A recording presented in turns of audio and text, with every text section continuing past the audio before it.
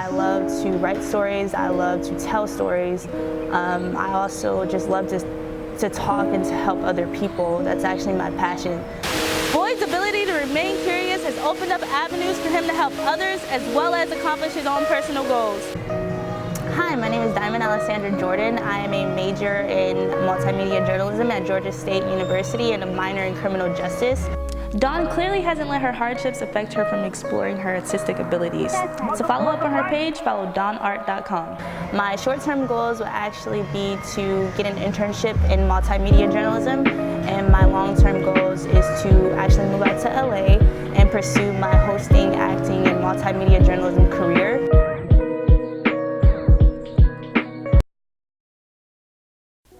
I'm Dwayne Boyd. I'm an actor, photographer, director, producer, real estate investor, acting coach, and a sandwich maker, anything I gotta do to keep the lights on.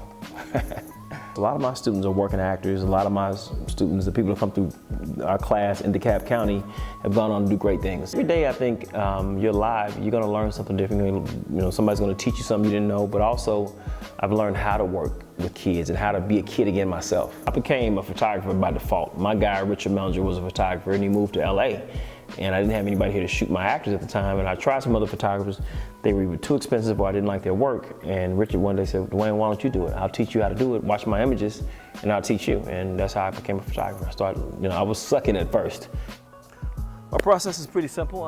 Just set the lights up, point and shoot, and hopefully I get a good shot.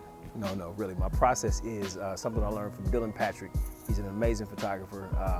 He came up with this 2-light system with this nice back, this kicker light and the key light here. A lot of it is really creating that cinematic background that we see in a lot of film and TV shows. So that was his method. I adopted his method by taking his workshop. I took his class, and then kind of came up with my own ideas and my own vision of what I need to do. It's a study of life, human behavior. How we interact as humans, how we relate to each other, how we emote to each other.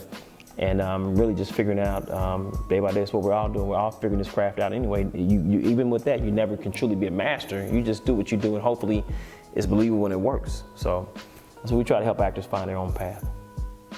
I know we got this idea that, oh, I'm 18, I'm grown, but you still don't know who you are. You're still discovering who you are, what you want out of life. Just remain curious, always question everything. Don't just take the status quo for what it is, or somebody say, hey, do this, and this is the key to success. Oh, there's many paths to success. You gotta be an explorer in a sense and find out what that means for you.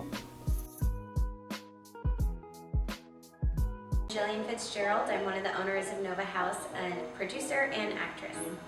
And I'm AJ. I'm the co-founder, CEO of Nova House. I'm also an actor and a screenwriter.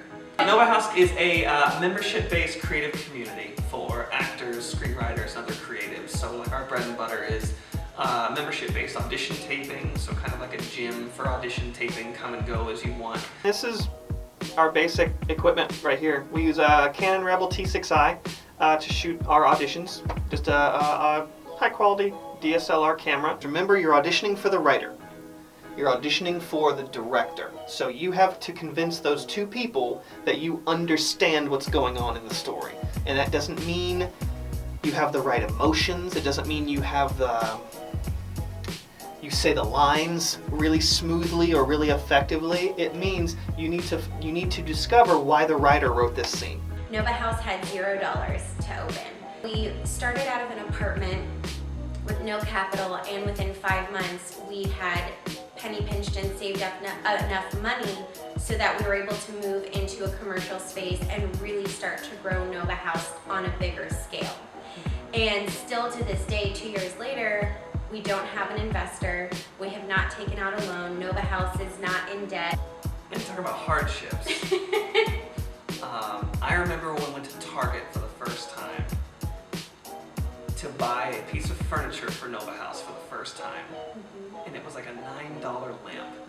Yeah. And we legitimately had a conversation of like, can we get this lamp? You have to care.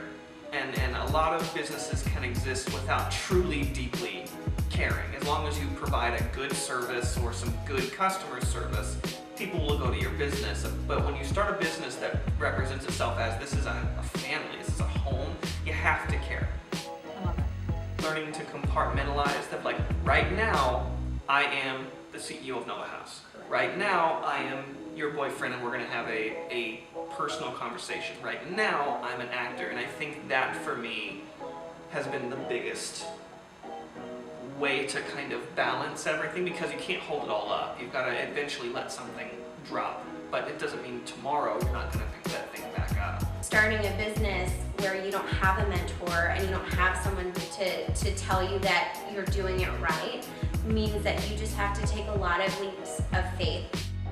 So don't forget, remember to stay curious and capture the moment. Reporting in Atlanta, this is Diamond Alessandra.